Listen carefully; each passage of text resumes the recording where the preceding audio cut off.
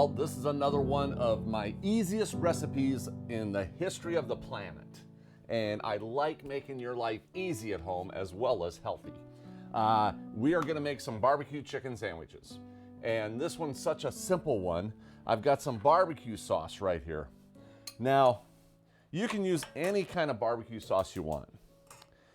Today, I made a homemade barbecue sauce. It's called my East Meets West barbecue sauce. And the secret ingredient here is actually just putting some ginger in there. You got your barbecue sauce, just hit it with some ginger, garlic, that type of thing. You can do turmeric and a lot of different Asian flavors, but the ginger is where you're really getting the flavor. And then my other ingredient in here, is it on? Yeah. My other ingredient in here is simply Butler soy curls. Now these Butler soy curls right here, get them right off their website, order a case of them because you're gonna use them all the time. That's our chicken substitute for today. And what you'll wanna do though is soak these in water. Just put them in, even hot water gets it done even quicker. Put them in water, but you can see how much water is in here. And I'm actually gonna just drain off a lot of that water. Just squeeze that water out of there. In fact, I've got more than I need here. I think I got more than one packet. I get them in the bulk, and then I just grab them.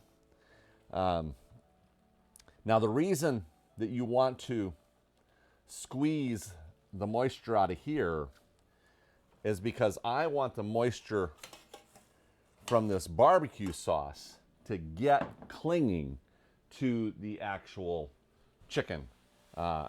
If it's full of water, the barbecue sauce doesn't have an opportunity to penetrate the way you want it to. So there you go. We're just gonna warm this up and it won't take but a second. Oh man, you can just smell the aroma with that ginger and everything. And then just take whatever type of bread you want. I've got a ciabatta bread right here. Couple things you can do with the ciabatta bread. Toast it. The problem with toasting it, you know, you got to put butter on it, you know, and put it on a pan and give it that toasting.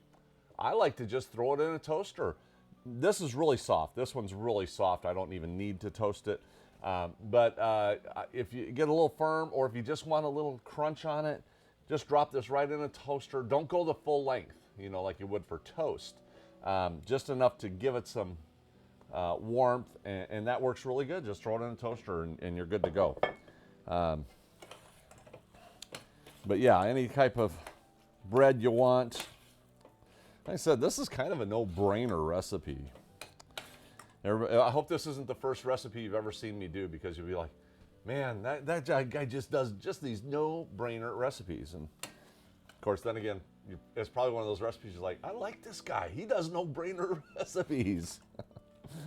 Bread, meat, you're done. See you next time. So that's all you gotta do is just heat this baby up and whew.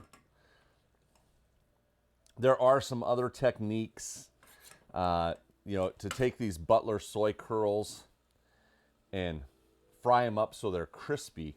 I like to do that. But you got to get some oil. You got to get some oil in there and to crispy them up and things like that. But as far as sandwiches go, for a quick sandwich, just like that, boom. Just a couple simple ingredients, and within like 2 minutes, you're ready to eat. So there you go. We'll see you next time, helping you get healthy one simple step at a time.